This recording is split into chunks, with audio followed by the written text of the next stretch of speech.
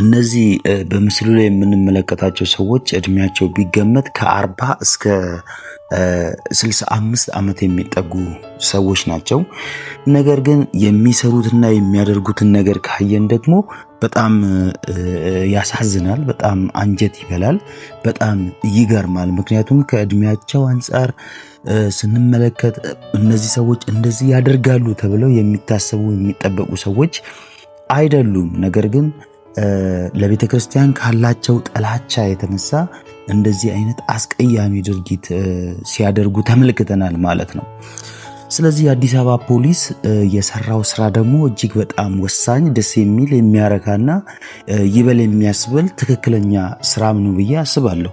የትኛውም ሃይማኖት በዚህ ልክ ሊነካ ወይም ደግሞ ጉዳት ሊደርስበት አይገባም። ማንም የፈለገውን ሃይማኖት የመከተል ማንም የፈለገውን ሃይማኖት ህጋዊ በሆነ መንገድ የማድረግ መብት ስላለው ማለት ነው።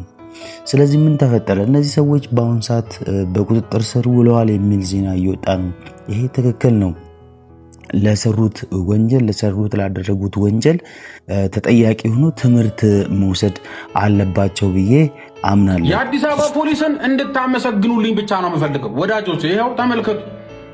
ትላንትና የአንዲትን ቤተ ክርስቲያን በደቦ ወጥተው ከኮንዶሚኒየም አፈር ከድሜ ሲያበሉ፣ አጥር ሲያፈርሱ፣ ንብረት ሲያወድሙ፣ ቤተ ክርስቲያን ውስጥ ገብተው የቤተክርስቲያን ንብረት ሲዘርፉ የተመለከትናቸው ሰዎች አዲስ አበባ ፖሊስ ይኸው በቁጥጥር ስር አውሏቸዋል። በቁጥጥር ስር መዋላቸው ደግሞ በጣም በጎ ነገር ነው። ይሄ ነገር ሌሎችንም የሚያስተምር ሌሎችንም ወደ እንደዚህ አይነት ተግባር እንዳይገቡ የሚያደርግ ነገር ነውና የአዲስ አበባ ፖሊስ እናመሰግናለን ለማለት እንፈልጋለን። ይሄ በየትኛውም ሃይማኖት ላይ ሊደርስ ሊሆን የማይገባ በጣም አስነዋሪ ተግባር ነው። የትኛውም ሃይማኖት ቢሆን የመከተል መብቱ የተጠበቀ ነው ማለት ነው። አመሰግናለሁ። ቻናላችንን ላይክ፣ ሰብስክራይብ በማድረግ ቤተሰብ ይሁኑ።